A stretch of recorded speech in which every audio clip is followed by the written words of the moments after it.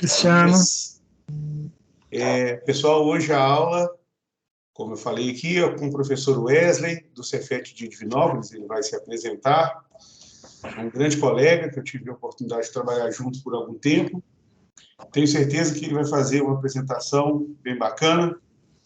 Wesley, eu deixo então com você aqui a palavra. E nós estamos aqui com a Thaís, que é a bolsista do curso. Que você precisar, ela te ajuda aí no gerenciamento da aula, tá joia? Tá bom, tranquilo. Desejo a todos aí uma excelente noite, uma ótima aula para todos. Boa noite. Obrigado aí, Cristiano. Pessoal, boa noite para todos. Como o Cristiano já falou, né, meu nome é Wesley, eu sou professor atualmente no campus Divinópolis, campus 5 de Cefet, mas eu estive, né, em Belo Horizonte, no campus Belo Horizonte, no departamento de matemática, até o mês de junho desse ano. Foi quando eu me redistribuí, né, fiz uma permuta com um professor daqui do campus de Divinópolis, ele foi para BH e eu vim para cá. Eu sou natural de Divinópolis, esse professor era natural de Belo Horizonte, e aí, né, a gente acabou entrando nesse acordo, nesse consenso de uma troca amigável para que ele ficasse mais perto da família e eu mais próximo da família, né? Ele vinha para Divinópolis toda semana e eu ia para Belo Horizonte toda semana, então a gente conseguiu resolver aí o problema de nós dois com a estrada e desgaste aí do deslocamento. Bom, eu sou professor da Rede Federal de Ensino desde 2011. Eu primeiro atuei durante 10 anos no Instituto Federal do Norte de Minas Gerais. Eu me formei em matemática em 2008, me formei na UENG, aqui de Divinópolis, fiz de 2005 a 2008. Logo que eu me formei, eu comecei a trabalhar na rede particular de ensino e fui substituto no Cefet, aqui do campus de Divinópolis. E aí, como substituto, eu conheci, né,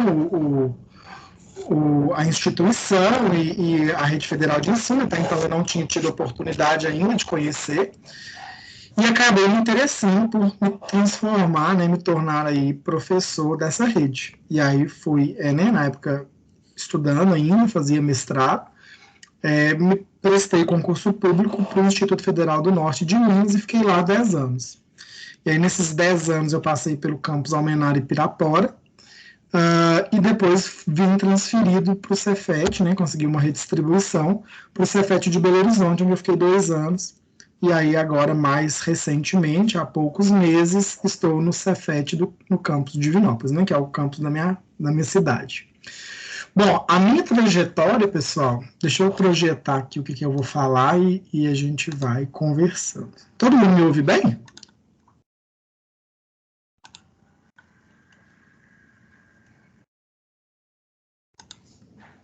Todo mundo me ouve? Beleza. A apresentação também está aparecendo aí? Sim. Tranquilo. Bom, hoje nós vamos falar, minha proposta que eu trouxe de discussão para vocês é essa: metodologias ativas e ferramentas computacionais para o ensino de funções logarítmicas. Apesar de ser uma proposta mais no eixo da pedagogia, a minha formação não é muito nessa área de educação matemática. O meu mestrado e meu doutorado é em modelagem matemática, então eu fiz matemática aplicada aí depois, fiz uma pós em docência, mas me especializei mais, né, segui mais pelo caminho da matemática aplicada. Mas gosto muito de discutir metodologia em sala de aula, porque, né, eu sou professor já há bastante tempo e a gente identifica, percebe os problemas que tem na sala de aula, as necessidades, as mudanças, né, agora mais recentemente aí, nos últimos anos, né, o crescimento exponencial dos smartphones, né, as redes sociais que cresceram abundantemente, e isso impacta de certa maneira nas nossas aulas, né, porque hoje é difícil você ver um aluno que não tem um smartphone, que não mexe nele o tempo todo, e você tem que ficar brigando com o menino, para o menino largar o telefone e prestar atenção em você. Então eu gosto muito desse tipo de discussão. E aí eu trouxe essa proposta, mas de metodologias ativas e ferramentas computacionais. Bom, as funções logarítmicas por eu eleger um tema que, de certa maneira, as pessoas acabam, né, os professores acabam deixando lá para o final do primeiro ano, com essa configuração de ensino médio que já está por cair por terra, né, com o novo ensino médio. Geralmente esse conteúdo é visto no final da primeira série, né, lá no finalzinho da primeira série. E aí, muitas vezes, os professores, nem por ser uma matéria, um conteúdo um pouco mais complicado, que os alunos têm bastante dificuldade, alguns professores até não veem, né? Deixa para, depois a gente vai ver e não vê. Então, eu trouxe uma proposta de metodologia para a gente discutir, né? E ver aí as possibilidades de mudança aí, né? De inovação para trazer essa discussão aí, trazer esse conteúdo para os alunos. Agora, com o novo ensino médio, né, as coisas vão ficar um pouco diferentes. Na verdade, o novo ensino médio ainda está muito no campo das ideias, né? A gente ainda não tem muita concretude nas coisas, de como essas coisas vão acontecer, ou se vão acontecer, né? A gente também está aí na iminência de uma campanha política que pode alterar, né, talvez aí os rumos das coisas. A gente sabe como é que funciona isso no Brasil. Mas, independente, né, se é no novo ensino médio ou no antigo ensino médio, a proposta é, de fato, de trazer essas metodologias ativas e, principalmente, essas ferramentas computacionais, considerando principalmente que essas metodologias elas funcionam para qualquer conteúdo, tá? Então eu trouxe aí na proposta de funções logarítmicas, mas na verdade eu poderia adaptar, né, essa proposta para qualquer disciplina, qualquer conteúdo de matemática do ensino médio ou fundamental. Né? Claro que eu teria que fazer as adequações para a idade dos meus alunos, né? Questão da maturidade ali da turma que está estudando e acompanhando aí o pessoal. Bom, eu gostaria de perguntar para vocês o seguinte: todos vocês são professores da rede de ensino, todos estão atuando como professores, ou já atuaram como professores, ou são estudantes de graduação? Gostaria de ouvir um pouco de vocês, para a gente poder aí, conseguir seguir num ritmo que seja legal para todo mundo.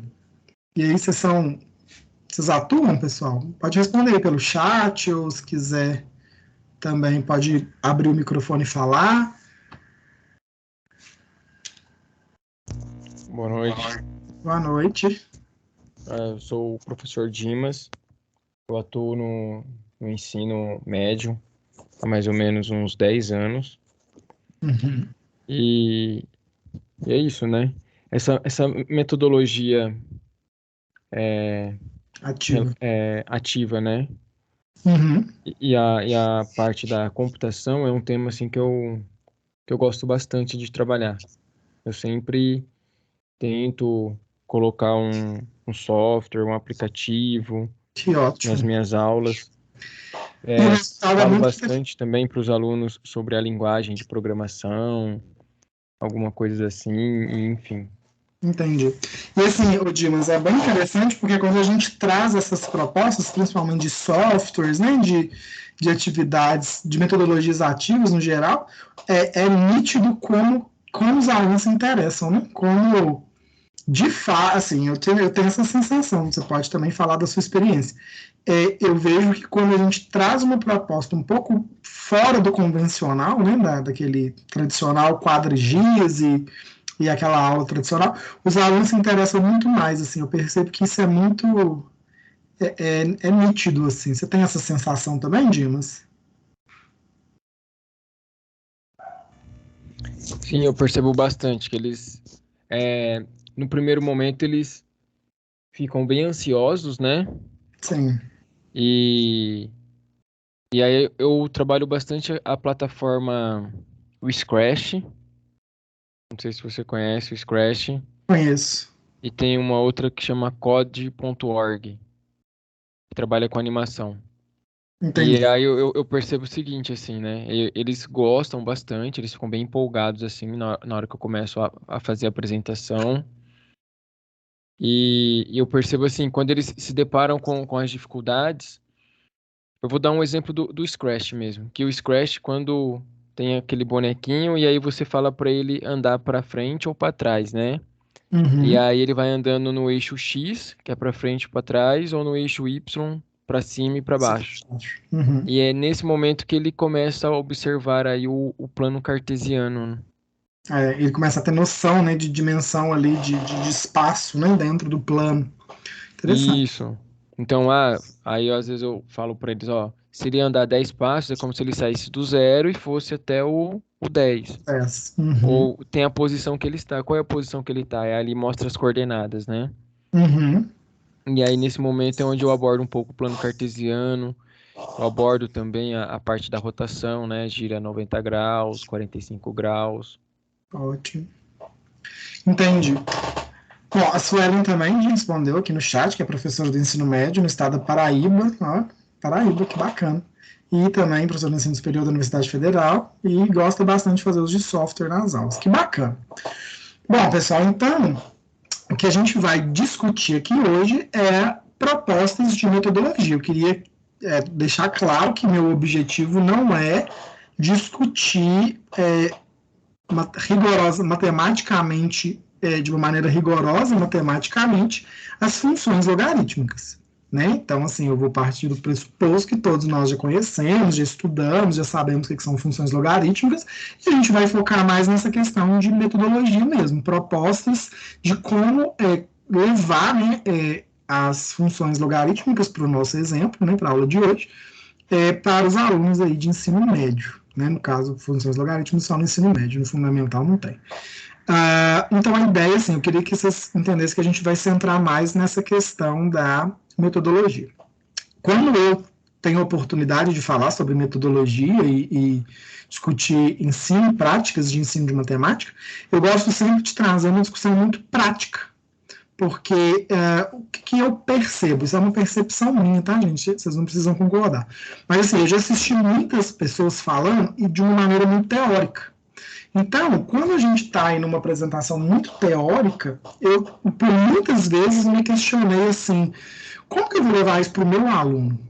Na matemática, porque às vezes a gente vê umas propostas de algumas coisas que a gente consegue enxergar assim, uma aplicação bacana lá no ensino fundamental, lá na primeira, né, na educação infantil, ou talvez por uma disciplina mais assim como história, geografia, e na matemática é complicado. Na matemática eu não consigo às vezes fazer esse gancho e de trazer assim para o nosso cotidiano, porque a nossa disciplina tem algumas particularidades.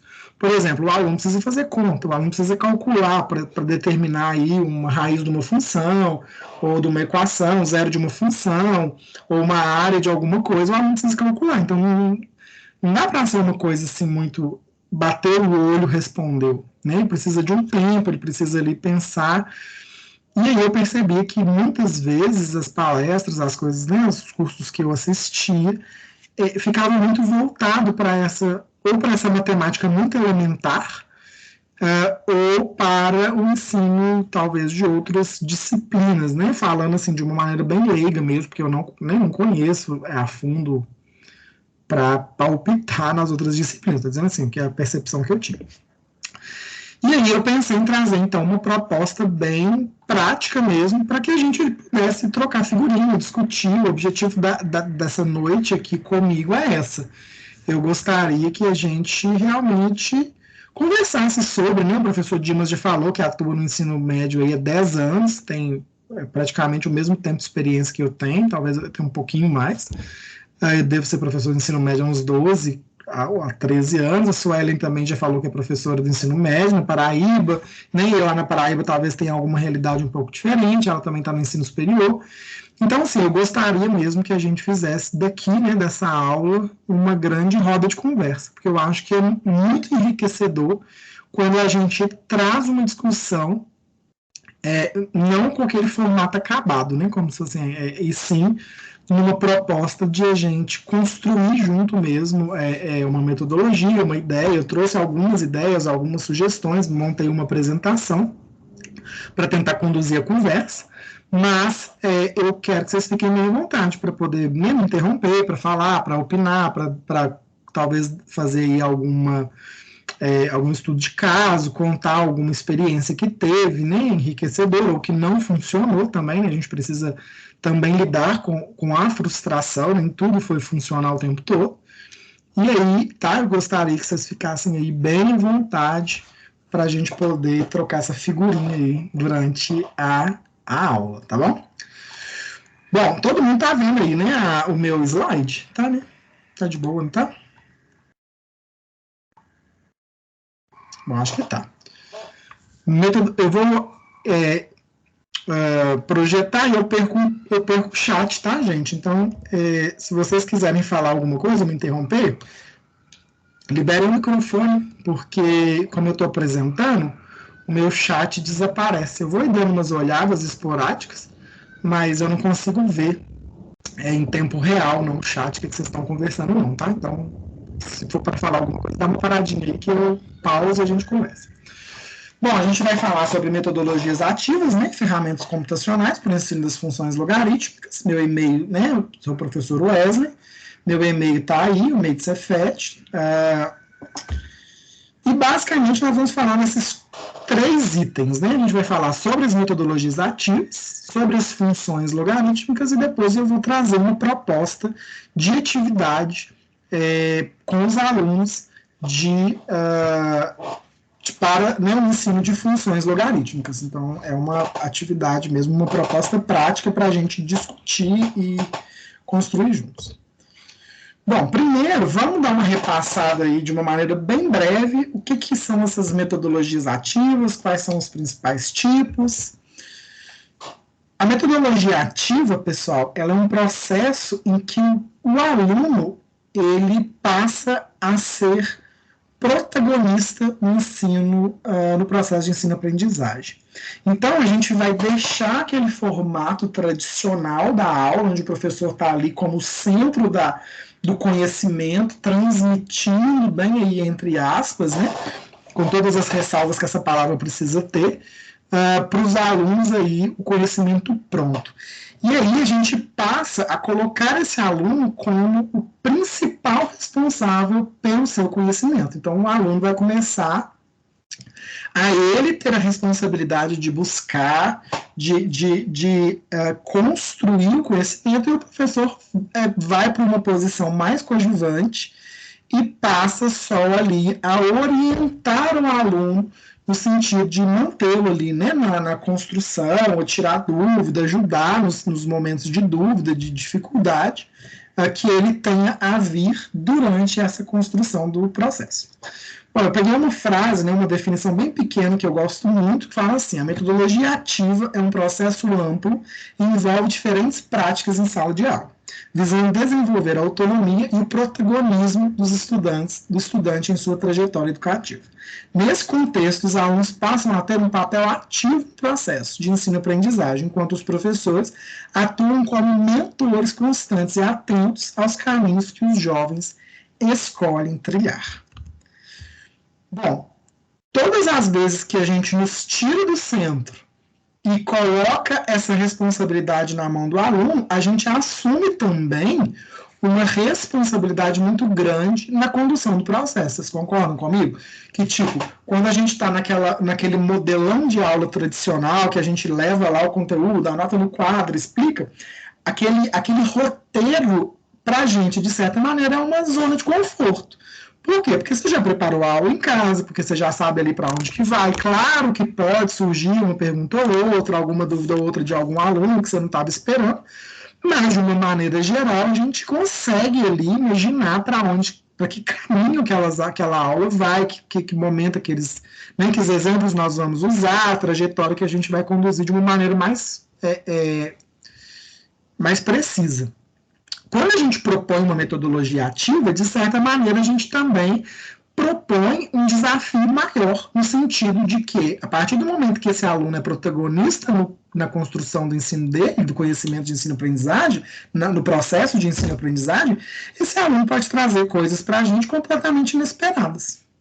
E a gente pode se deparar com situações, aplicações, definições, enfim, com propostas que fogem, talvez, do que a gente ali considera uma zona de conforto. Então, a gente meio que dá uma liberdade para o aluno, e esse dar uma liberdade, essa autonomia, traz para a gente uma certa responsabilidade, no sentido de não poder mais ali controlar ferrenhamente tudo que vai acontecer na aula. Então, de certa maneira, essa metodologia ativa, ela mexe um pouco com a nossa zona de conforto. Alguém quer falar? Está com o microfone aberto?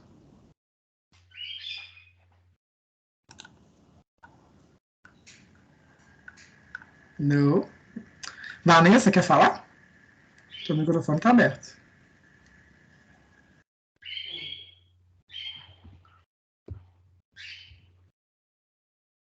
Acho que não, acho que ela só foi um engano.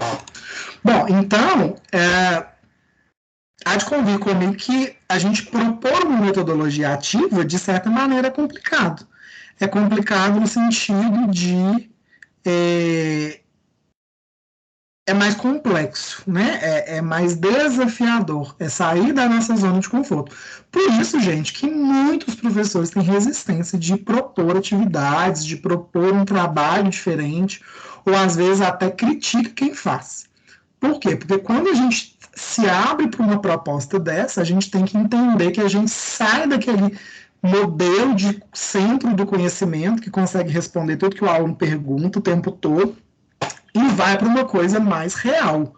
Né? O aluno pode levar ali uma dificuldade para você que no momento você não sabe responder mesmo, que você tem que falar para o aluno, não pensei nisso, não sei essa aplicação, não entendi, por exemplo, essa aplicação, esse modelo, essa proposta, e a gente vai pesquisar junto. Então você passa a fazer parte ali desse universo do aluno de estudante, né? de construção de um conceito, de um conteúdo. Claro que você já vai ter muito mais experiência, você já vai saber o conteúdo, você já vai ter uma bagagem muito maior.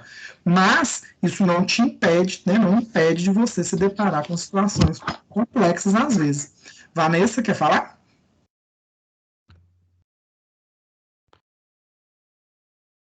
Acho que ela está liberando o microfone sem querer. Bom, nesse sentido, as metodologias ativas estão relacionadas com a maneira em que o professor conduzirá uma atividade, e não com a atividade pedagógica em si. Gente, isso é muito importante. O que acontece? Quando a gente pensa em metodologias ativas, às vezes a gente imagina que são coisas mirabolantes. Aí a gente fala assim, nossa, mas para eu trazer uma proposta de metodologia ativa, eu vou ter que fazer assim, fazer ele acontecer. Eu vou ter que trazer um recurso computacional super avançado, ou eu vou ter que trazer uma aula extremamente diferente, que o aluno, rompendo com tudo que o aluno já está acostumado, ou que eu estou acostumado, e trazer uma coisa assim, inovadora, de ponta e última tecnologia. Não.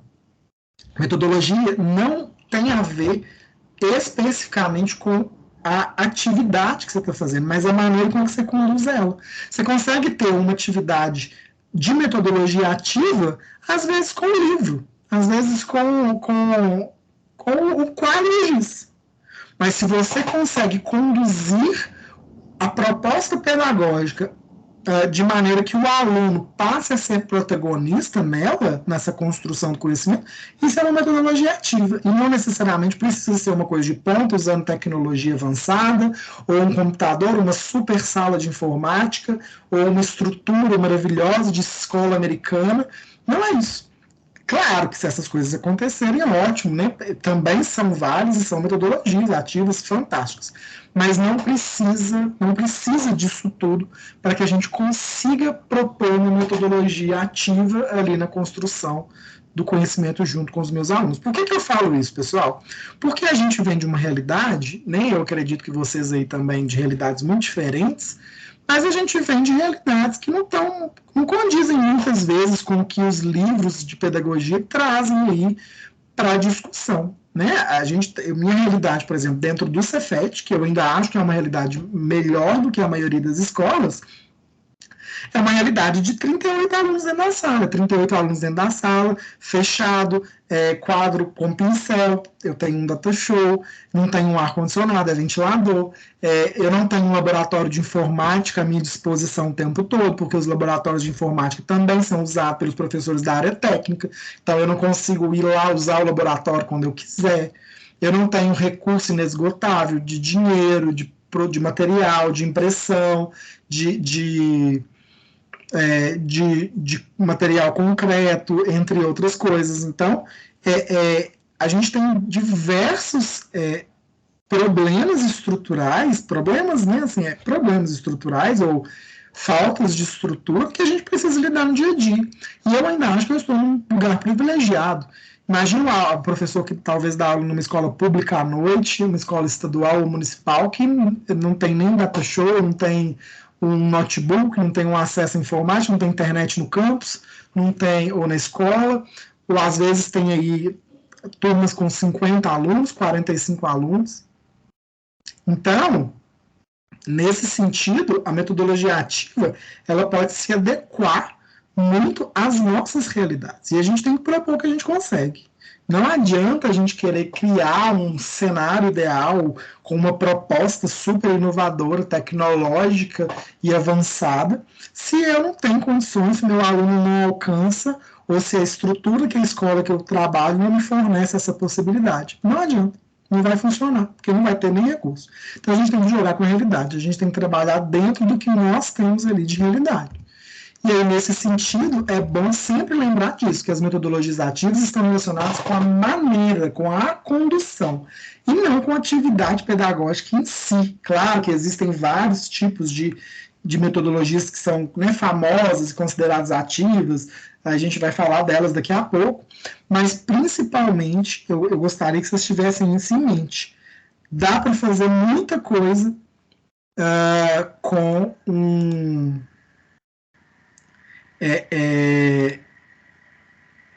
uma pessoa me pediu para entrar, com um pincel na mão e um quadro branco. Dá para fazer um trabalho muito legal, que também é muito válido, tá? Bom, continuando aí. Existem inúmeras metodologias ativas, né? São inúmeras, não daria para listar aqui todas. Coloquei as principais, né, as que são mais famosas, mas também se vocês conhecerem outra e quiserem aí falar, fiquem à vontade. Sala de aula invertida, gamificação, ensino híbrido, estudo de casos, trabalhos investigativos, uso de tecnologias, por exemplo, computacionais, o smartphone, todas essas aí estão valendo. Robótica, né, para os campos aí mais avançados, para as escolas que têm acesso, a gente também poderia pensar em robótica. Está muito em alta, né, não sei se vocês já conhecem, mas está muito em alta as escolas criarem um laboratório maker. O que é um laboratório maker?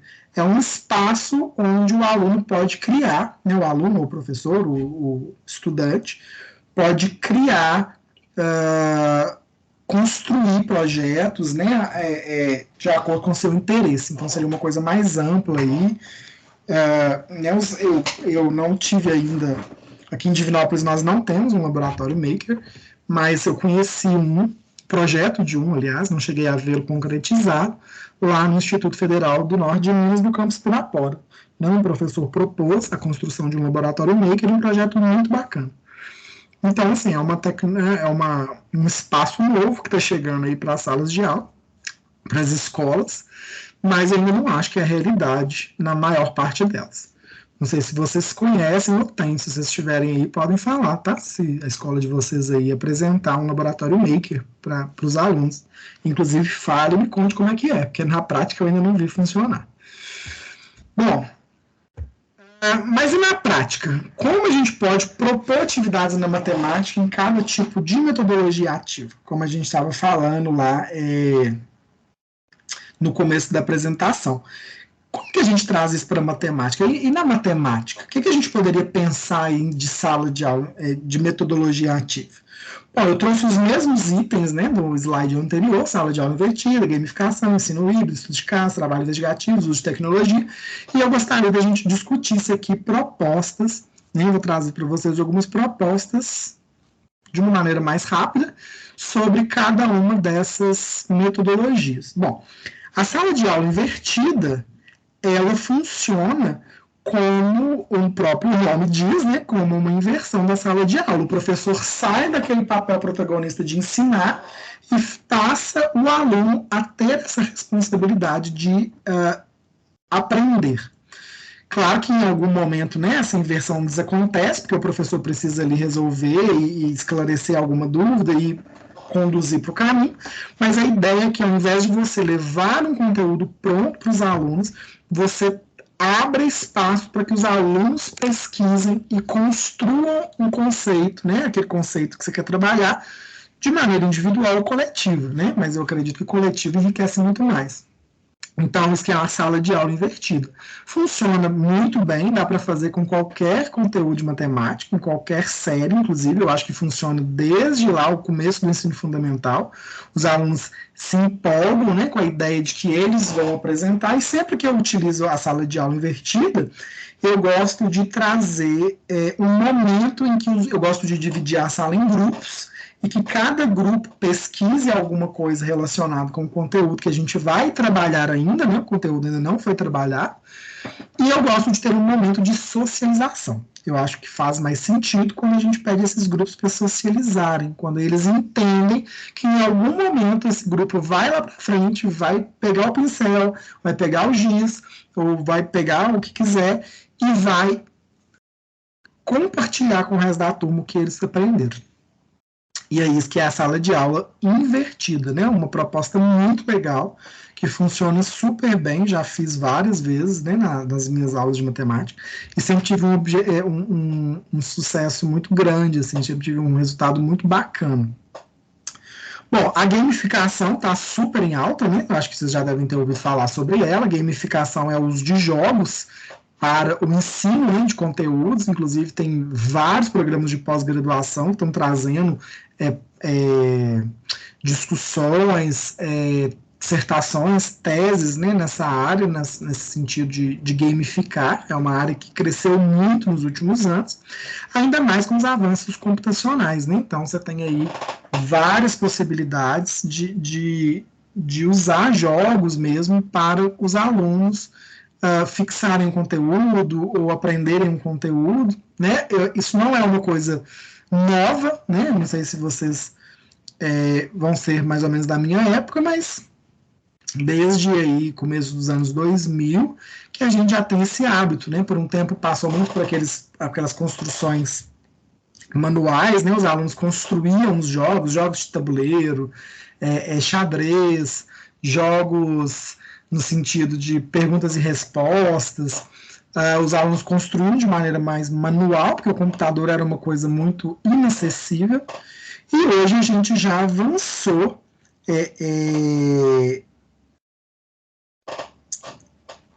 mais para um lado computacional, né? Então hoje você já tem aí várias ferramentas computacionais que te ajudam aí nessa gamificação, na construção mesmo de jogos de videogame, jogos no sentido, aqueles jogos tradicionais, mas de uma maneira online. Você tem alguns aplicativos que você pode usar dentro da sala de aula, como o smartphone, né? Uma coisa também que a gente tem que considerar é que hoje o smartphone é uma realidade dentro da sala de aula, a maior parte dos nossos alunos tem. E aí a gente geralmente tem que brigar para eles pararem de mexer, né, no smartphone durante a aula. Então dá para associar esse smartphone aí com o dia a dia da escola, da sala, da aula, trabalhando aí de maneira coletiva ou individual, várias atividades. Aí eu separei algumas, mas existem vários. O professor Dimas já falou de duas que ele usa bastante, mas a gente tem o que eu conheço, né, que eu uso bastante, o Plickers, que é um aplicativo de perguntas e respostas, onde você cria as perguntas e imprime os cartõezinhos de resposta para os alunos, e os alunos levantam a resposta de acordo com aqueles cartões criados. E aí o celular faz uma leitura, né, a câmera do celular faz a leitura dos cartões e você consegue saber ali instantaneamente quem acertou e quem errou. Né? Então é como se fosse ali perguntas e respostas, onde todo mundo levanta ali uma plaquinha, e aí nessa plaquinha você vai ter uma posição aí de quem acertou e quem errou, a correção é feita automática pelo telefone. Não precisa de acesso à internet. Então é um programinha bacana demais de usar, porque você não precisa, né? Você não fica preso a estar conectado. E aí tem várias, tem Flipgrid, que você pode criar uma rede social de vídeos, tem o Kahoot, que é muito famoso, que você pode criar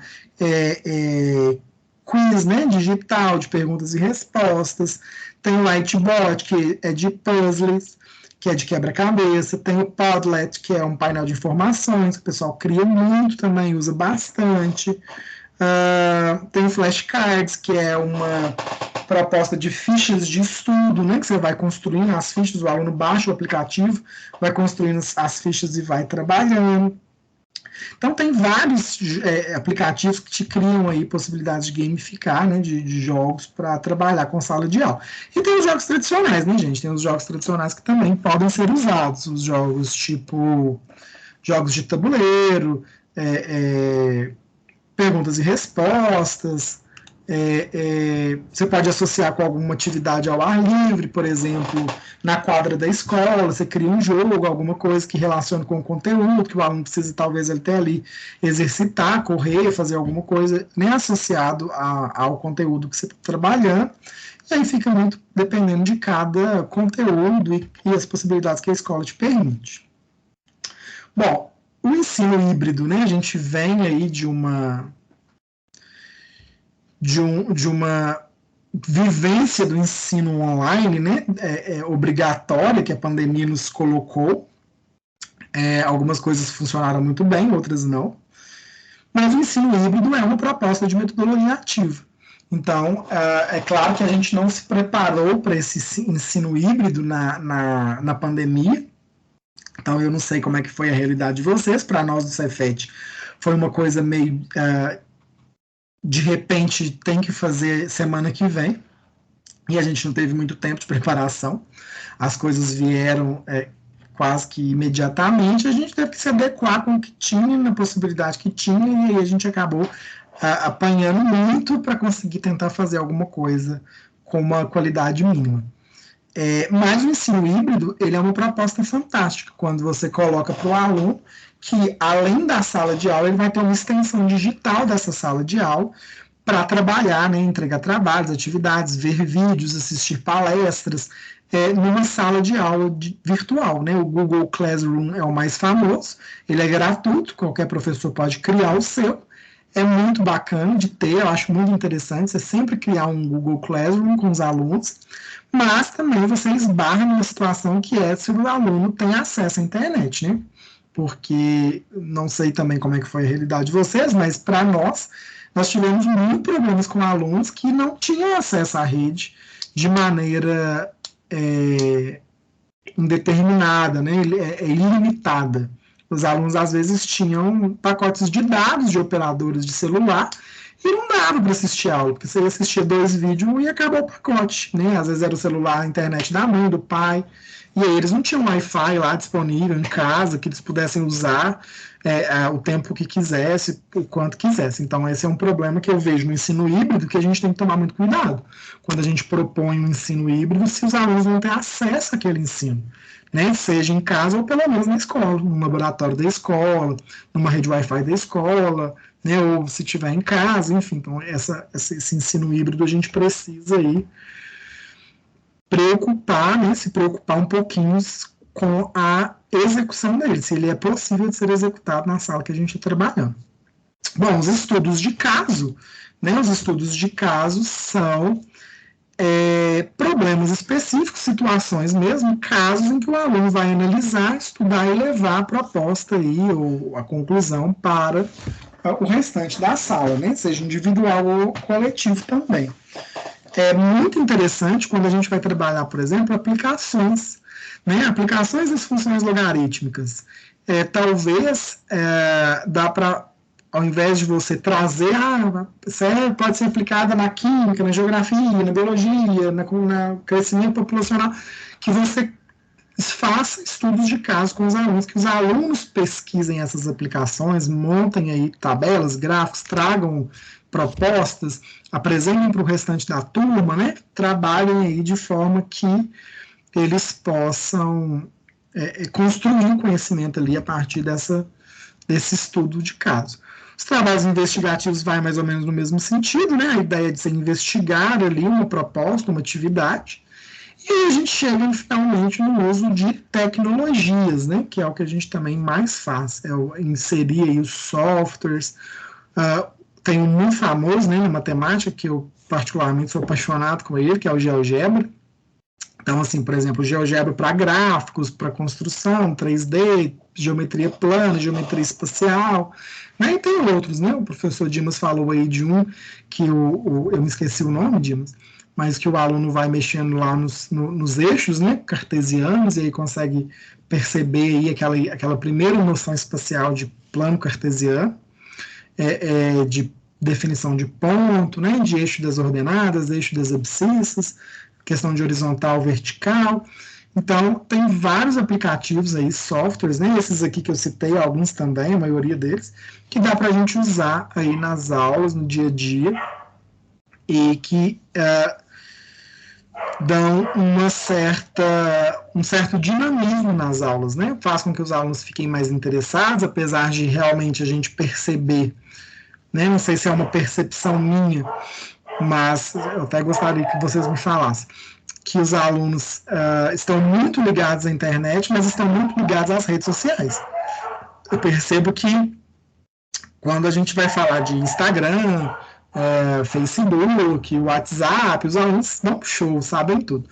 Mas quando a gente talvez vai trabalhar com outro tipo de aplicativo online, outro tipo de software, os alunos têm um pouco de dificuldade. Eu percebo que, né, eles têm algumas dificuldades ali de conduzir, de utilizar os programas, às vezes até programas intuitivos. Então eu vejo que essa vivência dos alunos na rede, em rede, né, online, ela é uma vivência muito pobre, porque é uma vivência que está muito associada com a rede social só com WhatsApp, Instagram, TikTok, Facebook, entre outros inúmeros aí que existem, né? A gente não consegue nem acompanhar tanta rede social que aparece todo dia. Mas a ideia é essa. E aí, quando você pede esses alunos para fazer uma coisa um pouquinho mais elaborada, os alunos, às vezes, nem muitas das vezes, aí apresentam bastante dificuldade. Eu já tive situações de alunos não saberem mandar e-mail, de aluno não saber anexar, não saber acessar o Google Classroom, de não conseguir postar um arquivo, né? E alunos que ficam aí com o smartphone na mão o tempo todo, que você imagina assim, nossa, o cara dá aula do negócio, né? E não é muito bem assim. Não sei como é que é aí para vocês, depois vocês me contem. Mas eu percebo muito isso aqui na matemática, aqui nos lugares que eu passo. Bom, e aí a gente chega nas funções logarítmicas, né? Então a gente já falou sobre as metodologias ativas, as ferramentas computacionais, elas se configuram como uma metodologia ativa, inclusive, né, eu vou trazer aqui para a gente discutir um pouquinho o GeoGebra, mas ela é uma maneira, né, de uma técnica, uma proposta de metodologia ativa para os alunos. Espera aí, deixa eu clicar aqui. Tá, e aí a gente vai chegar nas funções logarítmicas.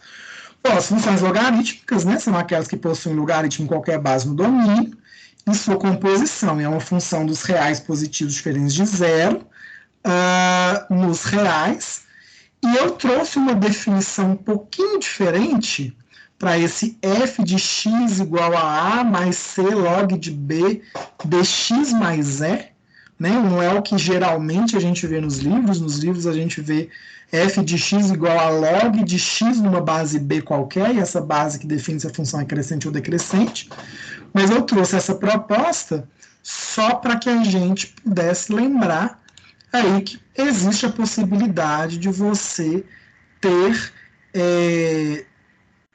outros coeficientes, né? Por exemplo, o A, o C, o D, o E, que compõem essa função logarítmica e que ainda assim vai ser uma função logarítmica, e esses componentes eles fazem aí um papel importante no gráfico, né? Nessa questão de deslocamento, translação de gráfico mesmo, lá na hora que a gente vai trabalhar esses gráficos com os alunos.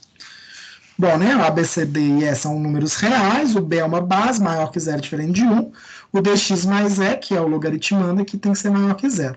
Na verdade, eu acho que nem precisava desses reais diferentes de 0 aqui positivos, porque a gente está garantindo aí essa positividade do logaritmando aqui nessa condição de baixo, né, do dx mais E. Mas eu já tinha escrito, e agora que eu percebi que eu esqueci de alterar. Não tem problema, não. Bom, as logarítmicas são funções inversas, né, das exponenciais, por esse motivo as aplicações são muito próximas, então a gente vai ter várias aplicações aí bem do dia a dia mesmo, que a gente vai ter aplicações bem parecidas mesmo para as funções exponenciais e logarítmicas, e os gráficos, eles são simétricos, né, com relação à diagonal dos quadrantes. Então, você tem aí essa diagonal dos quadrantes y igual a x, que é a reta que está de azul. Você tem aí a função exponencial em verde, né, essa aqui, no caso, é o f de x igual a 2 elevado a x. E você tem a função logarítmica, que está aqui em vermelho, a f de x log de x na base 2. Então, você vê que é a mesma curva, né? É uma hipérbole, e para essas duas curvas, elas estão simétricas aí com relação a esse quadrante. Bom, é só para a gente relembrar mesmo o que é a função logarítmica. Talvez tenha aí algum professor que tem muitos anos que não trabalha com isso, porque a ideia, né, como eu falei no começo da apresentação, não é a gente discutir matematicamente as funções logarítmicas e ficar preso nessa matemática, não. A ideia é que a gente passe mais realmente para a parte de metodologia. Tudo bem, gente, até aqui? Bom, as funções logarítmicas podem ser aplicadas em crescimentos populacionais, em taxas contínuas, em taxa de metabolização de medicamento, cálculo de idade de fósseis, entre várias outras maneiras, né? pH da água, e inúmeras outras aplicações. Então, é muito importante que os alunos conheçam as funções logarítmicas, né? Façam exercícios, trabalhem com esse tipo de função, até pela sua aplicação no mundo real. E isso sacia muito uma pergunta que os alunos fazem constantemente, que é para que isso serve? Onde que eu vou usar isso? Em que momento que isso vai ser importante para mim? E aí a gente pode trazer, né, uma gama de aplicações dessas funções e responder essas perguntas para os alunos. De novo, né, quando a gente vê a magnitude das funções logarítmicas, né, das aplicações das funções logarítmicas, a gente entende que quando a gente propõe uma metodologia um pouco diferente, a gente pode esbarrar em situações que talvez a gente não domine completamente, né? Talvez um aluno pode trazer uma aplicação ali para você que você nem nunca ouviu falar. E isso para mim, na minha opinião, é fantástico. Você poder falar para o seu aluno, nossa, eu não conhecia, eu aprendi com você, né? Eu também estou aprendendo aqui nesse processo, e isso aproxima muito, né, a relação do professor com o aluno, traz essa humanização que muitas vezes é esquecida ali, né? O aluno vê o professor como se ele soubesse tudo e não precisasse de aprender mais nada. E que não é verdade, né, gente? A gente sabe que a realidade é muito diferente. Bom, e aí, por último, né, para a parte mais importante da aula, eu trouxe uma proposta de atividade para a gente poder fazer com uma turma, né, de alunos aí do ensino médio sobre funções logarítmicas, né? Eu me especifiquei nessas funções logarítmicas, mas na verdade, como eu disse, né, a gente pode estender essa proposta de metodologias ativas para qualquer conteúdo aí do ensino fundamental ou médio. Gente, até aqui tá de boa, tá tudo certo, vocês estão muito calados, eu tô preocupado. Tá calado porque tá gostando, tá calado porque não tá entendendo nada, eu tô falando aqui um monte de rabobrinha. Me fala aí, dei notícias.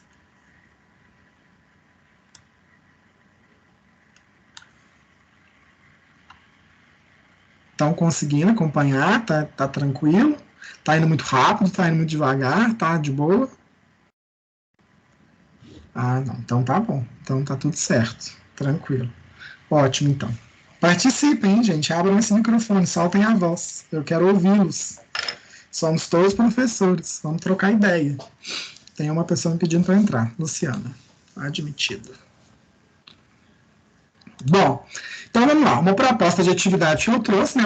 Uma maneira que eu trabalharia funções logarítmicas com os meus alunos de primeiro ano, apesar desse ano, né, eu não estar atuando no primeiro ano, estou no segundo ano do ensino médio.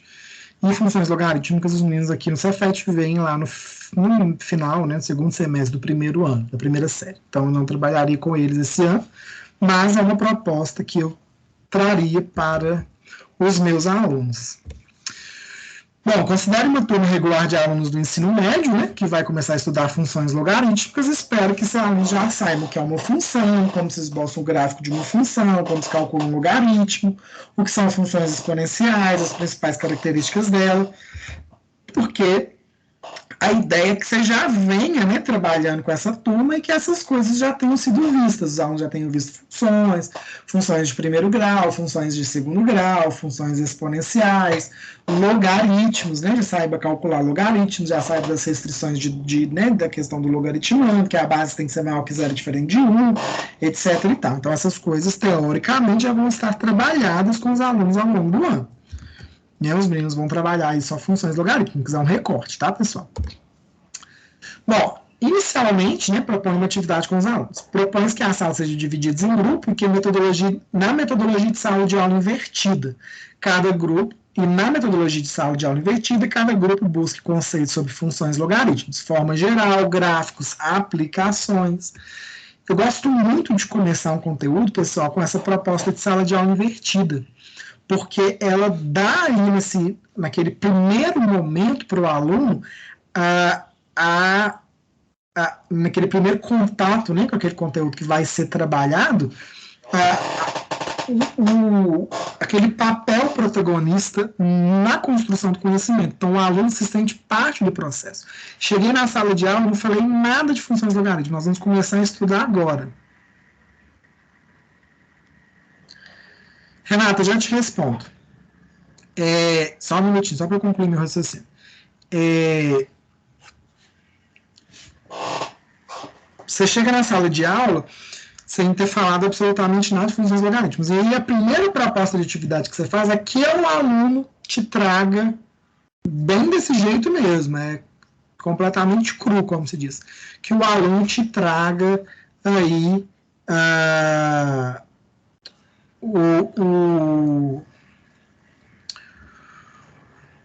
esses primeiros conceitos, né? Aquela ideia do que é, os fundamentos, a ideia do negócio, da função logarítmica no caso, para a partir dali você começar a fomentar uma discussão e conduzir um trabalho. Então, eu acho isso muito importante, eu acho que é um momento muito especial, muito fundamental, né, nessa construção do conhecimento de qualquer coisa. A Renata perguntou aqui, gente, no chat, o seguinte: professor, você acha que para a terceira série do ensino médio essas metodologias são bem recebidas? Digo pela pressão, tempo curto, e na maioria das escolas a terceira série ser revisional como foco de preparação para o Enem. Então, Renata, essa maioria das escolas que o terceiro ano é revisão, eu acho que é só na rede particular, né? Porque eu acho que na rede pública de ensino isso não acontece. Eu acho que no ensino médio, lá o terceiro ano, as meninas têm aula mesmo. Inclusive, veio aquela parte de geometria analítica, de números complexos, né? Polinômios, pelo menos no Cefet é essa parte que a gente trabalha com os alunos de terceiro ano. Mas assim, depende. Se essa terceira série do ensino médio, como você está falando, for um revisional, aí eu já acho que é um pouco diferente, porque o aluno já estudou esses conteúdos e ele está ali fazendo uma revisão para o Enem. Aí é um cursinho pré-vestibular, né, pré-Enem. Aí eu já acho que não funciona muito bem, não. Aí a ideia é um pouco diferente. Eu acho que a metodologia desse tipo de atividade, né, de revisão, é que o aluno já sabe e você realmente vai revisar e fazer muito exercício para o aluno ali ver as possibilidades que aquele negócio pode ser cobrado e trabalhar com ele ali mais especificamente para a prova. Então, se é uma escola em que o terceiro ano é um revisional, aí eu já não acho que funciona muito bem, porque eu acho que sai um pouco dessa proposta regular de ensino e vai mais para um ensino que se aproxima de um cursinho para vestibular. Agora, se for uma escola tradicional, em que o aluno no terceiro ano tem conteúdos novos e vai aprender, né, ali conteúdos que ele nunca viu, eu acho que vale a pena sim. Por quê? Apesar da pressão, do tempo, o Enem ali se aproximando, a gente teoricamente, né, tem que vencer o conteúdo antes do Enem, então é até novembro, que a prova geralmente acontece em novembro, né? A metodologia ativa, né, essa proposta de metodologia ativa, ela pode dar uma sensação de que vai gastar muito mais tempo, mas você pode até gastar um pouco mais de tempo no início, mas o aluno ele consegue construir um conhecimento muito mais sólido, sabe? Ele consegue entender ali e como ele faz parte do processo, né, da construção, na autonomia mesmo do conhecimento, ele consegue em um certo momento conduzir esse negócio com muito mais velocidade, assim, não acontece muito, eu percebo que não acontece muito aquela ideia de que o menino ficou lá vendo, você chegou lá no final do bimestre, no final da atividade, você vai aplicar uma prova, ou você vai cobrar um exercício, alguma coisa, não vai fazer nada.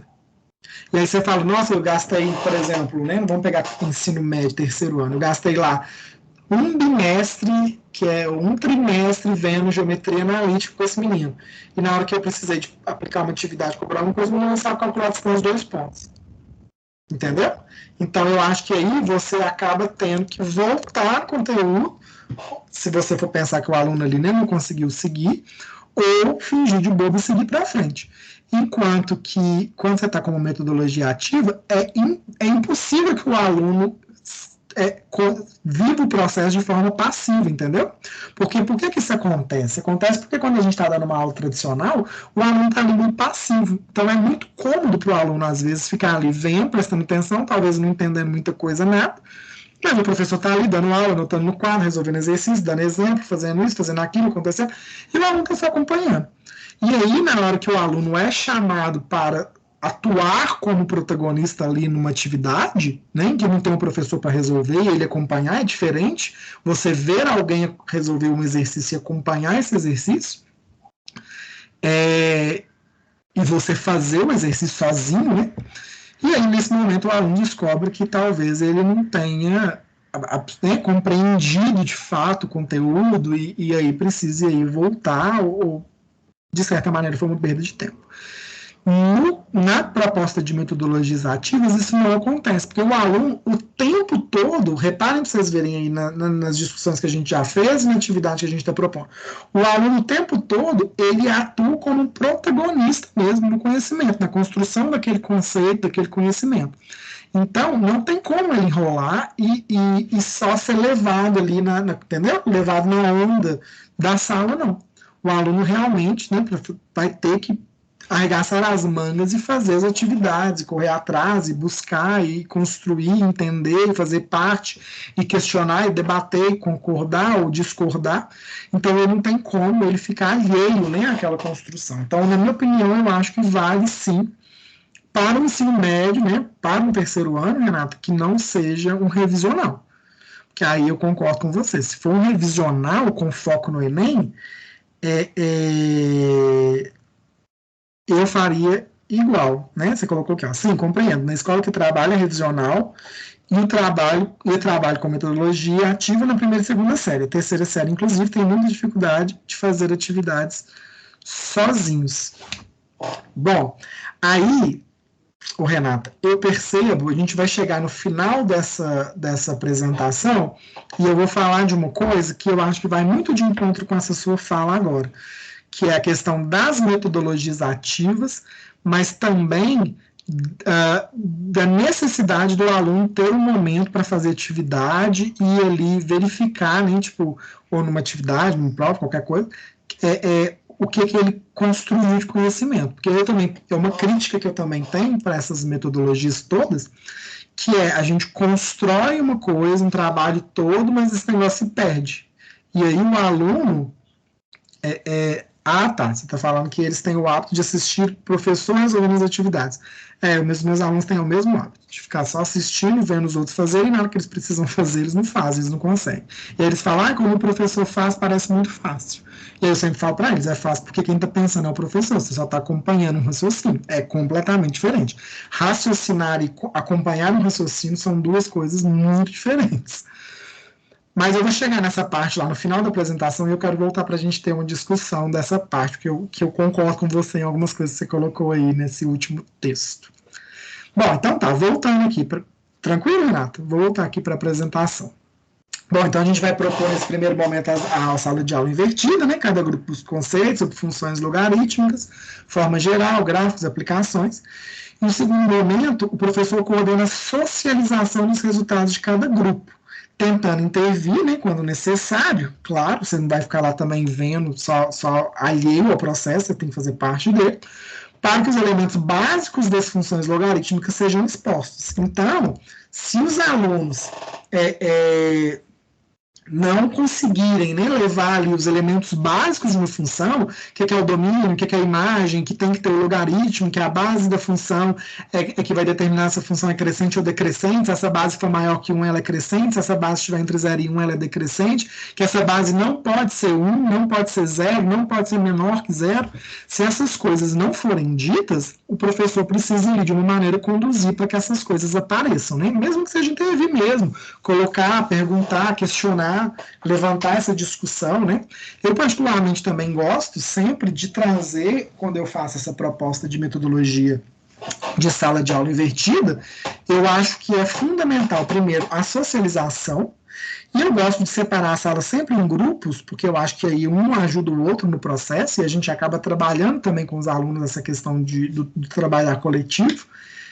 Eu gosto de propor atividades diferentes. Então, assim, eu acho que o primeiro grupo vai buscar a definição, o segundo grupo vai buscar o gráfico, o terceiro grupo vai buscar as aplicações, porque senão fica todo mundo falando a mesma coisa, ela fica chata mesmo, né, gente? É muito monótono. Imagina você escutar 10 grupos que falam a mesma coisa, todos os grupos o mesmo trabalho. Né? Então, essas coisas elas são cansativas para todo mundo, para o professor que está envolvido ali assistindo e para os alunos também. Então, a ideia é que cada grupo traga ali uma proposta diferente, para que na socialização, né, aquele grupo ali comunique o que construiu, o que aprendeu, e socialize, né, para os outros alunos também, construir ali aquela teia de conhecimento. Lembrando que esse é um primeiro momento em que os alunos não sabiam, é uma apresentação do conteúdo, né? Os alunos não sabem ainda nada de funções logarítmicas, a gente começou o trabalho aí já, pedindo eles para fazer essa pesquisa. Bom, a seguir, o professor propõe uma exploração gráfica utilizando GeoGebra. Aí, gente, aqui eu acho muito importante, todas as vezes que a gente puder, trabalhar com visualização das coisas. Nós temos uma ferramenta, nós da matemática, temos uma ferramenta na nossa mão que é fenomenal, que é essa questão geométrica, né? O visualizar, a visualização de um gráfico, de uma figura plana, de uma figura tridimensional, de um gráfico tridimensional, de um gráfico de pizza, enfim, de qualquer coisa que você consiga desenhar. É fantástico que você desenhe, porque ali os alunos vão conseguir visualizar o conteúdo. Então, no primeiro momento, logo depois que a gente socializou, que falou de gráfico, falou de base, falou de definição, falou de algumas aplicações, eu traria uma discussão acerca do gráfico. E o GeoGebra é uma ferramenta fenomenal. Eu acho que todo mundo já conhece, eu acredito, né, que todo mundo que está aqui na sala já conhece o GeoGebra, já tenha trabalhado, com certeza outros professores já falaram sobre o GeoGebra, ele está muito em alta. E tem que estar mesmo, porque o GeoGebra é fantástico, né? É uma proposta fenomenal, é um software livre, você consegue usar, você pode usar no computador, hoje já existe a versão para smartphone, então os alunos conseguem baixar o GeoGebra, né, nessas plataformas aí de aplicativos, tanto para Apple quanto para iOS, para Apple ou para Android. E aí você consegue trabalhar em sala de aula com os alunos, né, os celulares deles mesmo, se tiver acesso à internet, claro. essa construção de gráfico. E dá para explorar, gente, de uma maneira fantástica. Por que eu coloquei aquela definição lá com aqueles vários coeficientes? A mais C log de B na base B de dx mais E. Porque o aluno precisa entender que, apesar dos livros didáticos trazerem aquela definição y, o f de x igual a log de x na base B, existem outros coeficientes que naquela definição mais simplificada estão zerados. Por exemplo, um A que começa, ou valem 1, né, que é o elemento neutro da multiplicação. Então, é importante que os alunos entendam que esses coeficientes eles existem, nem sempre eles vão ser 0 ou 1 e não vão fazer diferença, que às vezes eles vão fazer diferença, e principalmente qual diferença que eles vão fazer. Qual diferença que vai fazer se eu colocar um 1 mais log de x na base 2? O que esse 1 muda no meu gráfico? E se eu colocar, ao invés de log de x na base 2, log de x mais 1 na base 2? O que esse 1 muda no meu gráfico? E se eu colocar menos log de x na base 2, o que esse menos aí, ou menos 5 log de x na base 2, troca no meu gráfico? Então, essa percepção de que cada coeficiente faz no gráfico é muito importante. E a gente precisa trabalhar isso, não é só em funções logarítmicas, não. É em todas as funções. Um aluno que compreende bem funções de segundo grau, ele tem que entender que o A, ele vai determinar a concavidade da parábola. Ele tem que entender que o C é onde a parábola corta o eixo Y, e aí isso vai fazer uma translação aí de eixo para cima ou para baixo. Então, essas coisas, elas precisam ficar muito claras para os alunos, porque na hora que você vai fazer exercício, te ajuda demais. Não é? Te ajuda muito na construção do exercício. E a gente tem essa ferramenta fantástica, né, que é o GeoGebra, que a gente pode usar, que esse negócio fica, assim, muito tranquilo de fazer. O GeoGebra hoje é quase que uma plataforma, né, gente? Vocês usam aí com frequência, mas o GeoGebra, ele deixou de ser muito um aplicativo de gráfico e passou a ser uma plataforma. Você pode seguir as pessoas, você pode ver trabalhos de outras pessoas, né? Você pode publicar os seus. Então, você pode fazer animações, né? Pessoal que aí mexe com mais afinco no GeoGebra, dá para fazer uma animação, dá para fazer o gráfico mexer, dá para fazer aquele coeficiente ali variar e o gráfico ir alterando para o aluno enxergar nas funções trigonométricas. Então, isso é fantástico, né? Quando a gente faz aquela função seno lá associada com o ciclo trigonométrico e ela vai percorrendo ali de forma senoidal, né? Os eixos, é maravilhoso. Então, nesse primeiro momento, eu trabalharia, né, logo depois dessa definição, os gráficos, e aí a gente faria essa exploração gráfica mesmo, e utilizando o GeoGebra. Né, e aí, todas as perguntas, né? Se o domínio for negativo, e se essa base for 1, o que acontece? E se essa base for um número menor que 0, que não pode, o que acontece? E assim, realmente deixar o aluno livre para explorar ali junto, né, do aplicativo todas as possibilidades, todas as curiosidades, todas as ideias mirabolantes que ele tiver, para ele ver o que funciona, o que não funciona, o que acontece, o que não acontece. E aí, nesse momento, você pode, né, se você quiser, levar um material ali com algumas funções em que ele perceba, né, tipo um guia, né, para que ele não fique também tão solto, que ele perceba ali os principais coeficientes, né, o que cada coeficiente faz. Então, você pode levar, talvez, ali uma sequência que você gostaria que ele executasse, né, o grupo executasse, para que eles pudessem ali depois discutir. Logo depois, né, eu proporia que cada grupo trabalhasse um problema específico de aplicações, de aplicação, né, que pode ser levado pelo professor, ou eu particularmente acho que os alunos buscarem é muito mais enriquecedor, e aí trabalhar mesmo, né, pegar um problema, vamos supor, eu vou trabalhar pH de água, então vou pegar um problema, vou ver como é que isso funciona, vou ver a fórmula, vou ver como é que eu posso resolver um problema prático, como que isso funciona num laboratório de química. Vou trabalhar com crescimento populacional. Bom, então eu vou ver um crescimento de colônia de bactéria, eu vou pegar um problema, eu vou explorar ele, eu vou entender, eu vou tentar buscar, eu vou fazer análises, e eu deixaria aí que esses alunos trabalhassem esse grupo, né, essas aplicações, e levassem aí os resultados para a sala, e aplicações diferentes, né? Cada grupo escolhesse uma aplicação e levasse ali para a sala. Por fim, né, cada grupo socializa o material analisado e mostra para a turma as principais características daquela aplicação. Eu tenho o hábito de sempre trabalhar com plataforma digital, então eu acrescentaria logo em seguida, né, depois dessa uma ou duas aulas aí que a gente fez esse trabalho, eu acrescentaria um material complementar na aula, na plataforma digital.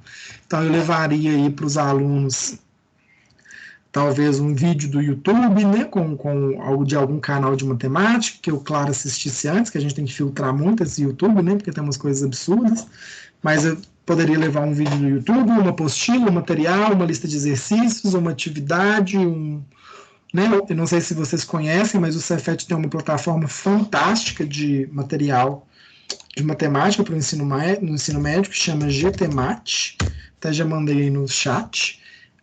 E esse GTMAT, ele traz videoaula, lista de exercício, apostila, exercício resolvido, de todos os conteúdos do ensino médio, tudo produzido por nós, professores do Cefet. Então, com uma qualidade, né, matemática, com um certo rigor matemático, com cuidado, né, para coisas incorretas, enfim. Então, é um material muito rico que eu, particularmente, utilizo muito nas minhas aulas. Eu faço parte do projeto e utilizo mesmo no meu dia a dia. Indico muito, porque eu acho que realmente ficou um material muito bom. Aí eu chego nessa parte que eu esbarro naquela parte que a gente conversou, que a Renata estava falando no chat. Opa, peraí. Tá, não. Aqui, foi. Como continuidade, é importante que o professor proponha uma lista de atividades e, se achar necessário, apresente alguma definição mais formalizada sobre algum ponto do conteúdo. Então, gente, por que eu coloquei esse pedaço aqui? Essa proposta de metodologia ativa é muito bacana, né? Essas metodologias funcionam de uma maneira muito legal, mas eu acho que, num dado momento, o aluno precisa sair desse concreto, dessa construção coletiva e ir para uma construção individual.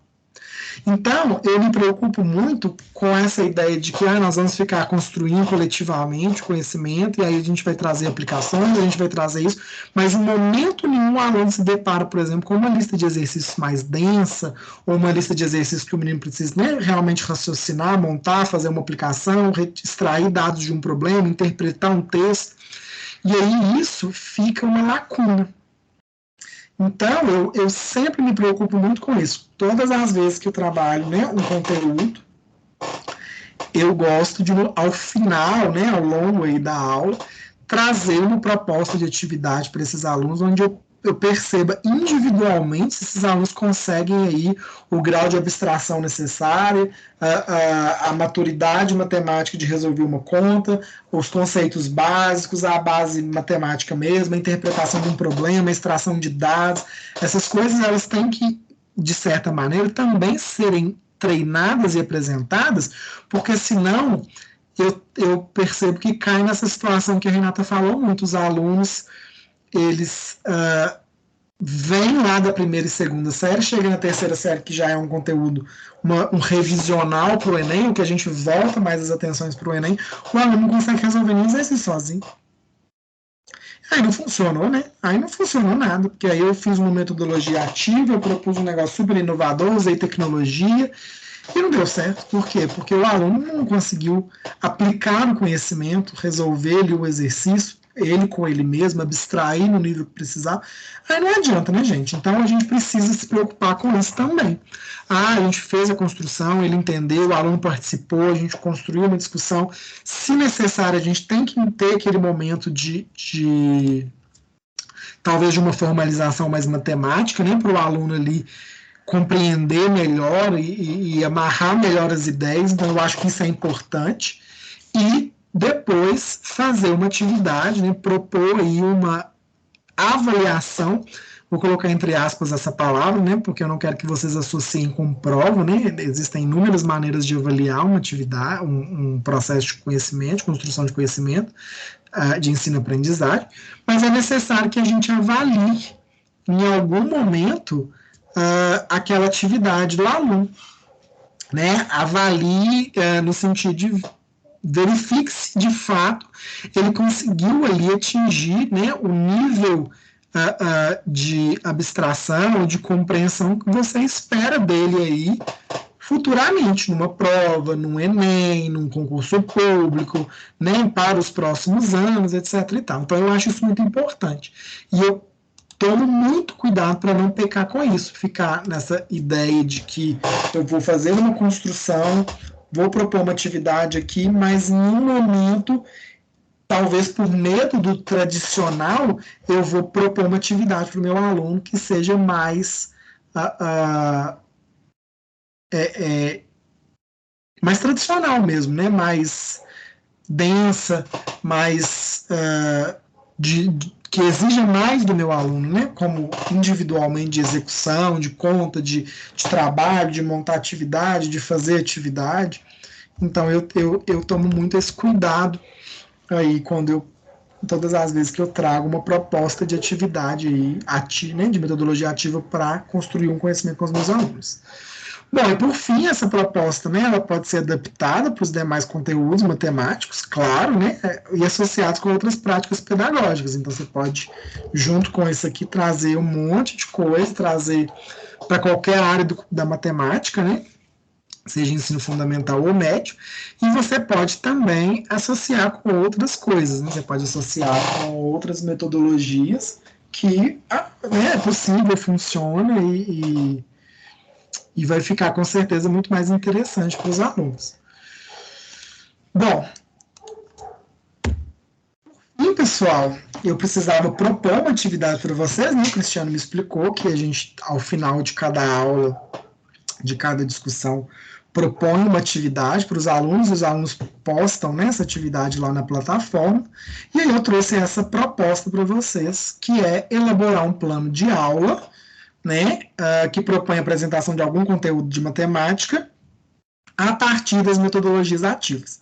A atividade pode ser para qualquer série de educação básica, né, ensino fundamental ou médio, pode ficar à vontade, e você pode tomar como referência a escola que leciona. Para recurso, quantidade de aulas, espaços, enfim, né, se tem internet ou se não tem, etc. e tal. Então vai ficar aí a critério de cada um, né, usando aí próximo da sua realidade as atividades, né, as ferramentas que tem aí em mãos para poder propor essa atividade.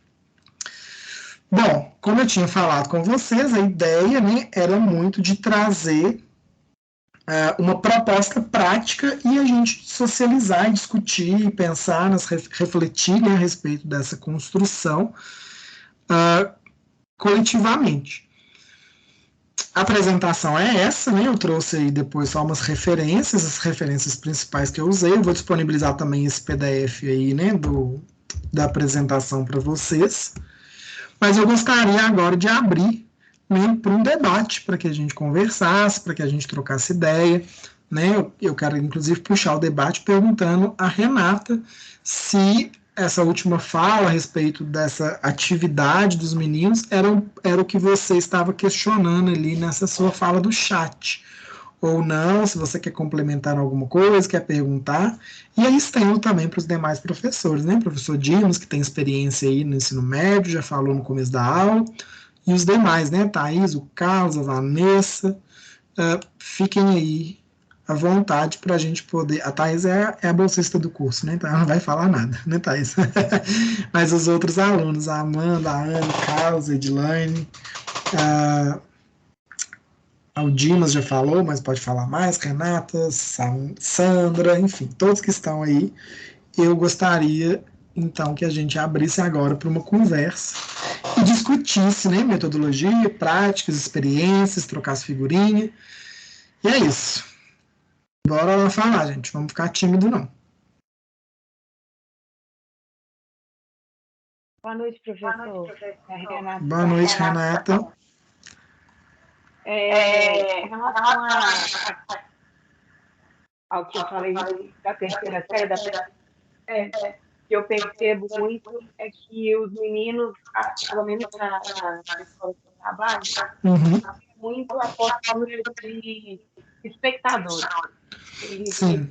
Eles assistem muito a aula, participam um pouco, quando a gente pergunta, raramente algum responde alguma coisa ou direciona alguma pergunta sobre alguma coisa que você está fazendo.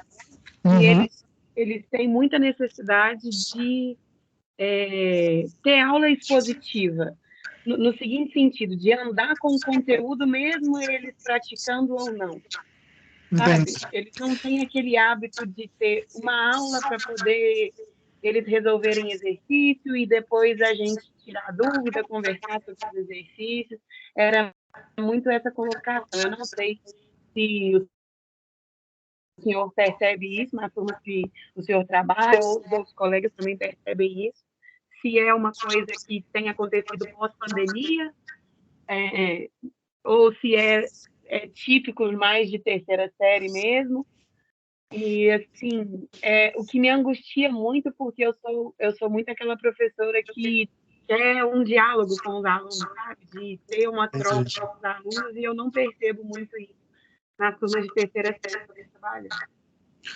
E nessas terceiras séries, ela é um revisional, né? Você falou que é um revisional, os alunos já viram o conteúdo todo até o ensino médio, o segundo ano, e aí só revisam para o Enem, é isso? Exatamente.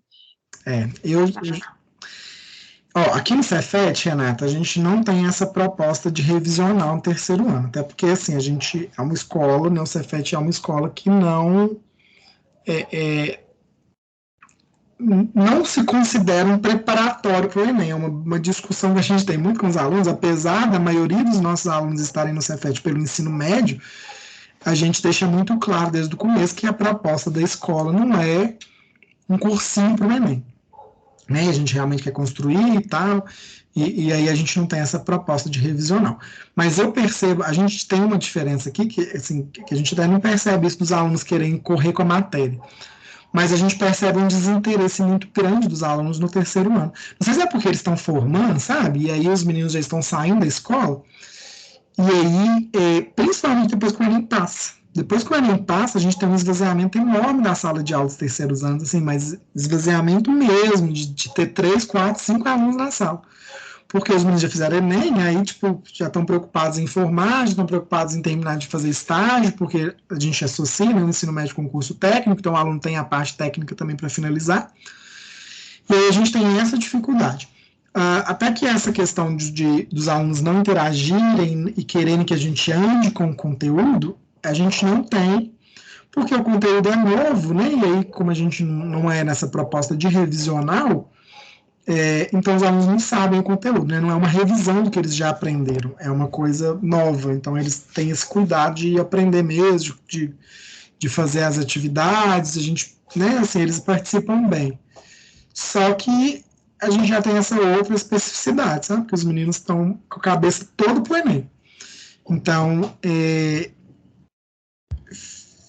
acaba que a gente fica muito limitado no sentido de buscar sempre atividades para o Enem, o que cai no Enem, mas essa parte não cai no Enem, então não tem necessidade de a gente ver. Esses questionamentos são muito comuns aqui para a gente.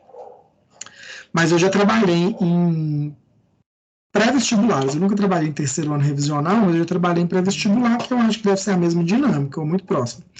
E aí eu concordo que num pré-vestibular, como a ideia é revisar mesmo, fica muito difícil de fugir do tradicionalismo, primeiro porque o pré-vestibular que eu trabalhei era 100 alunos na sala de aula, tinha acho, quase 100 meninos lá para revisar. E é muito conteúdo, é um semestre para você ver, tipo, aí você tem matemática 1, matemática 2, matemática 3, acontecendo ao mesmo tempo,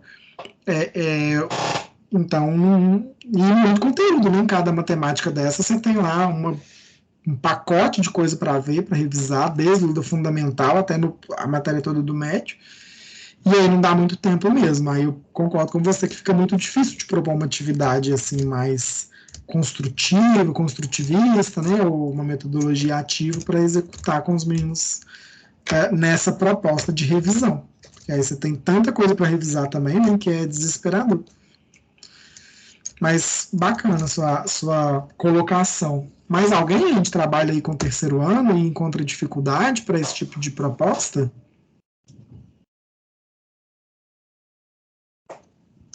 A minha dificuldade, como eu já apresentei, boa noite, sou Rafael, sou aqui Boa do noite, estado de São Rafael. Paulo.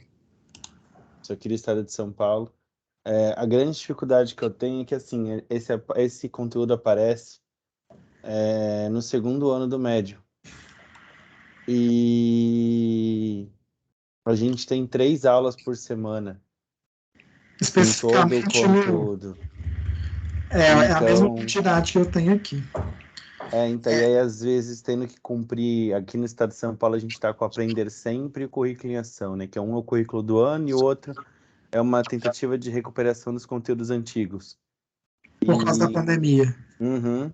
Entendi. E aí, quando você junta tudo isso com 3 aulas semanais, você fica ali naquela situação complicada, né? Tipo, tento fazer uma atividade diferenciada agora, mas aí depois tem que sair correndo para conseguir lidar com o resto do conteúdo, ainda mais porque no próximo ano, que é o preparatório para Enem, Saeb, Saresp, várias provas externas que eles têm, eles vão ter só 2 aulas semanais. Que é o terceiro ano. Eu acho que a proposta Exato. é muito parecida com a nossa. 4 aulas no primeiro ano, 3 aulas no segundo e 2 aulas no terceiro. Aqui são 5, 3, 2. Vocês ainda têm uma aulinha a mais que nós No aqui. primeiro ano a gente ainda respira um pouco melhor. Aqui a gente... E aí acho que o tempo é um pouco desesperador quando a gente pensa nessas atividades, assim, quando começa a pensar em tudo. É o que às vezes acaba atrapalhando. Entendi, mas deixa eu te fazer uma pergunta, Rafael.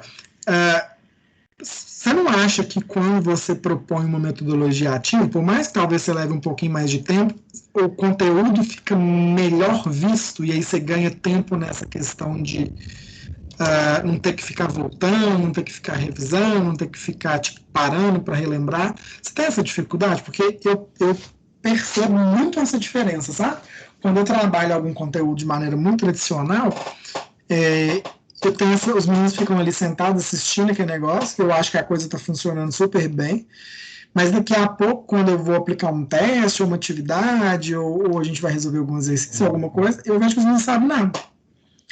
E aí, eu fico com entre a cruz e a espada. Tipo assim, que aí nasce aquela pergunta: eu vou para frente, continuo, ou eu volto e reviso e tento fazer os meninos entenderem aí o que a gente viu e talvez não ficou muito bem entendido. Você já passou por essa situação? Já aconteceu isso com você? O que você faz? Eu dificilmente tenho que ficar no tradicional.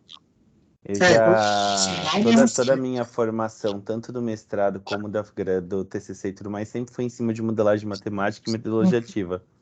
Ótimo. Então, eu me desespero um pouco quando eu vejo tradicional só eu falando. Eu vou muito para uma tentativa de resolução de problemas, que eu acho que já ajuda o pensamento deles, já busca um pouco de resolução, e a gente foge um pouco do só eu falando, só eu. Mas eu acho que a grande dificuldade que a gente tem hoje não é nem em relação à metodologia, mas é literalmente ao pré-requisito dos conteúdos. Esses dias, ainda conversando com uns alunos, eu falei: professor, eu me dei melhor nessa última avaliação que a gente fez, porque ao invés de estudar o conteúdo que você deu, eu estudei divisão e multiplicação. Agora, quando um aluno do ensino médio vira para mim e fala não sabia fazer divisão de números simples, aí é que eu fico pensando, como é que eu dou uma função logarítmica? Aí o problema é que a gente vê que a gente tem um problema na base, né? A gente tem esse problema que a gente traz aí, ele é consequência desde lá o ensino fundamental. Então, e aí, assim, isso reforça muito o que você falou e a proposta que a gente tem aqui. Alguma coisa não está funcionando. Se um aluno chega lá no ensino médio sem saber dividir, alguma coisa está muito errada. Você concorda? Que alguma coisa está muito errada. Está muito errada essa maneira tradicional, né, da escola que a gente trabalha. Porque é o que você falou, a gente chega lá na frente e não vê uma situação que o aluno não sabe o básico, né? Eu também me deparo com isso. Estou trabalhando com o segundo ano do ensino médio, e agora, aqui no segundo ano, a gente começa a matéria em trigonometria. Depois a gente vê matrizes, sistemas e determinantes, análise combinatória, e agora no final a gente vê análise geometria espacial. E aí, assim, eu tinha aluno de segundo ano que não sabia resolver uma equação de segundo grau, que nunca tinha ouvido nem falar como é que resolvia, o que era o discriminante, o que era aquela fórmula resolutiva, né, que a gente chama aqui de fórmula de Bhaskara, que não sabia nada disso, nunca tinha ouvido falar. E aí eu acho que a pandemia gravou isso muito, né, porque não sei como é que foi em São Paulo, mas no estado de Minas as coisas aconteceram muito complicadas, assim, principalmente para as escolas estaduais, né, o pessoal criou Sim, aqui de verdade eu considero que eles nem sabem que teve aula nesses 2 anos. Não, os meus alunos... A cada 30, 40 alunos, a gente tinha 2, 3 que acompanhavam. Os demais, nem isso. Aqui no estado de Minas, os alunos, eles pegavam um material que era disponibilizado para eles, e eles assistiam aula, tipo, na TV Escola, entendeu? Tipo, não tinha nem essa aula que a gente fazia. Aqui no Cefet a gente tentou fazer, pelo menos, um encontro síncrono para os meninos participarem, né? Para a gente tentar, pelo menos, manter os alunos ali estudando. Teve prova e tal. No estado não teve nada disso, assim. Aí aluno relata que professor que não teve aula mesmo, que não tinha como, que não aparecia, não fez, não tinha às vezes acesso à internet, ficou por isso mesmo. E aí eu concordo, assim, aí a gente vai para um outro problema, né? Que aí a ideia é de realmente, igual a Renata falou lá, que não sabe nem identificar os coeficientes, concordo, é mais ou menos nesse nível mesmo que também tá. E aí, essa proposta que eu trouxe é de funções logarítmicas, mas é claro que ela pode ser adaptada para qualquer conteúdo, né? Mas nessa situação de que o aluno chega lá para a gente no ensino médio sem o mínimo, né, do ensino fundamental, não vamos nem esperar, vamos falar o mínimo mesmo, né, sem o mínimo dos conhecimentos básicos de matemática. Daí eu me preocupo muito também como é que a gente vai fazer esse resgate. Ainda mais tendo 3 aulas por semana, 4, 5 aulas por semana em conteúdo gigante para poder ver. E aí a gente está aqui no Cefet com esse problema também, sem solução. Quem dera se eu tivesse uma solução, pudesse falar com vocês, gente, façam isso, vai funcionar. Não temos, mas a gente está martelando a cabeça também, pensando em propostas, estratégias, para tentar minimizar, né, os prejuízos desse ensino remoto, dessa loucura, né, que foi essa pandemia. Estamos pensando em monitoria, revisão, aula extra, mas está complicado, assim, esse resgate é muito difícil, assim, eu acho que a gente vai levar muitos anos para conseguir diminuir.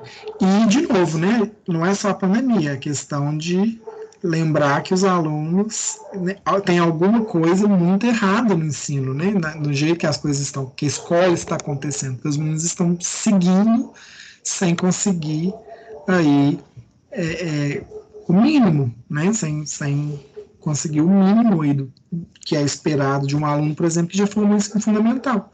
Somar, dividir, né, identificar um coeficiente de uma equação, essas coisas todas. Mas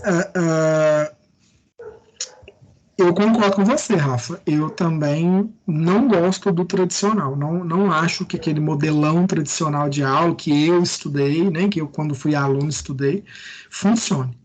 Eu acho que talvez em algum momento você possa até ter ali uma aula que você esteja nem mais ali na frente, mas eu acho que a gente tem que trazer, realmente propor umas atividades mais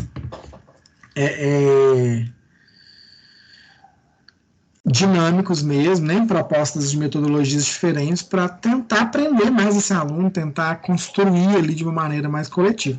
E aí, em encontro disso, eu concordo com o que a Renata jogou no chat, resgatar o hábito de estudos e o significado e a importância da escola para os alunos e famílias.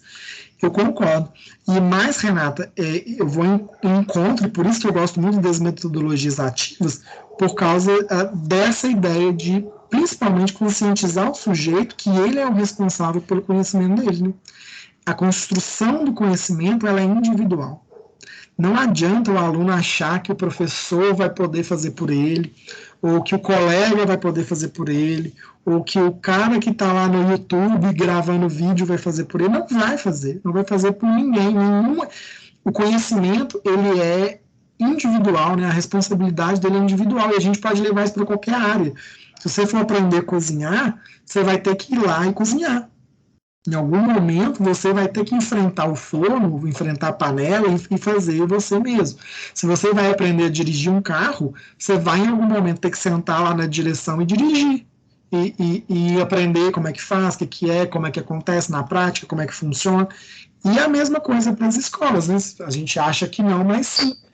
Se você vai aprender um conteúdo de matemática, você é responsável por aquela. Então você vai ter que sentar a bunda, vai ter que estudar, vai ter que fazer atividade, vai ter que entender, vai ter que construir, vai ter que ir atrás, vai ter que correr atrás da sua. Das suas defasagens, né? Porque eu falo isso muito para os meus alunos. Tudo bem, você chegou aqui no ensino médio e não sabe o que é uma equação de segundo grau. Tá, mas o que você vai fazer para mudar isso? Porque se você ficar só se lamentando aí, não vai adiantar nada, você não vai aprender função de segundo grau chorando. Você vai precisar correr atrás disso. Como nós vamos fazer? Você vai buscar? Você vai correr atrás? Você está disposto a ir atrás dessas suas lacunas para você poder melhorar? Então, assim, eu acho que, nesse sentido, a metodologia ativa, ela traz muito essa cobrança, né, essa chamada que você colocou no chat, Renato, da responsabilidade do aluno para consigo mesmo e para, né, o protagonismo dele na construção do conhecimento. E muitas vezes, eu concordo, isso é esquecido. O aluno acha que tudo, o problema é de tudo e de todos, menos dele mesmo. Ele mesmo não, eles colocam muito na posição de vítima, né? Só a vítima do processo. E não é. Não, pode ser, né, o maior prejudicado, claro, mas ele é ali autor, né, responsável, protagonista dessa construção do conhecimento. Concordo com vocês aí. Mais alguém, gente, quer falar? Thaís, Dimas, Thaís não, a Thaís é a do eu sempre te chamo aí, né, Thaís? Você tá na primeira aqui da minha tela. Mas você é a bolsista do programa.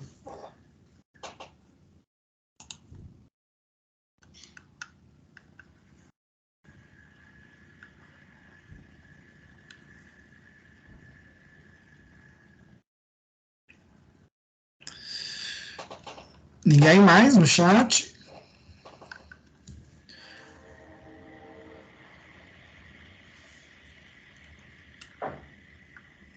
Bom, pessoal, então essa, né, foi a proposta de discussão que eu trouxe para essa noite, para a gente poder trabalhar.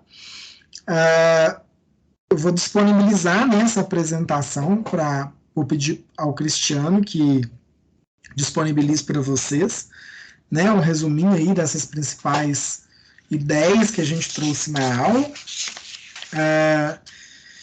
Tem algumas referências que eu considero bem interessantes de se ler aí nessa parte de principais referências.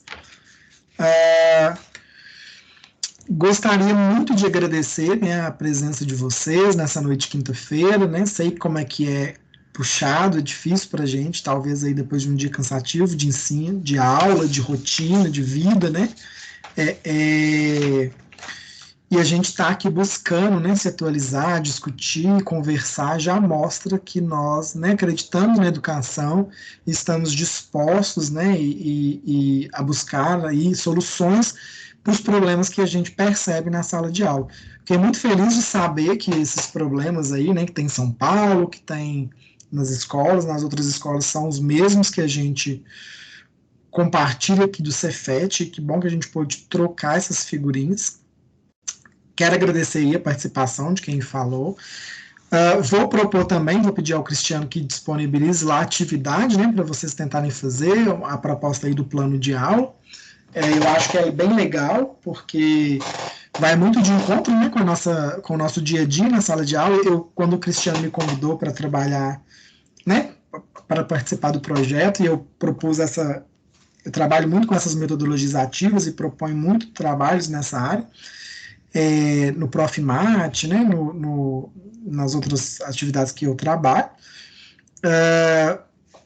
eu quis trazer porque eu acho que ela é um ponto de partida muito rico para uma discussão de ideias, e em momento nenhum eu quis trazer uma coisa pronta, amarrada, sabe? Eu gosto de trazer, quando eu tenho oportunidade de trocar ideias com os meus colegas de profissão, eu gosto sempre de trazer propostas norteadoras para que a gente, né, siga e discuta e troque ideia e concorde ou discorde, porque eu acho que assim o debate fica muito mais rico, né? Fica muito mais possível a ideia, né? Ela se molda e a gente sai, todos nós, inclusive eu, né? Muito mais enriquecidos. E eu acho que a gente foi muito bacana aí esse momento com vocês, esse bate-papo. Então, só gratidão mesmo. Muito obrigado aí pela presença, pela paciência, né? E desejar uma boa noite para todos. Obrigado aí as mensagens do chat. E é isso, pessoal. Então, fico feliz que vocês gostaram, que deu tudo certo. Qualquer coisa, né, meu e-mail está lá na primeira página do trabalho, né? Da apresentação. Na primeira página já tem aí o meu inclusive estou projetando agora. Já tem o meu e-mail. Qualquer contribuição, qualquer dúvida, qualquer sugestão, podem ficar à vontade para me enviar. A gente vai trocando ideia, vai conversando e a gente vai se fortalecendo nesse sentido. Tá bom? Muito obrigado a todos. Até uma próxima oportunidade. Foi um prazer conhecê-los. Uma boa noite. E até mais. Thaís, você fica responsável aí por finalizar as atividades? Eu vou encerrar a gravação. Não, eu acho que nem eu. Deixa eu ver se... eu consigo. Então eu vou parar a gravação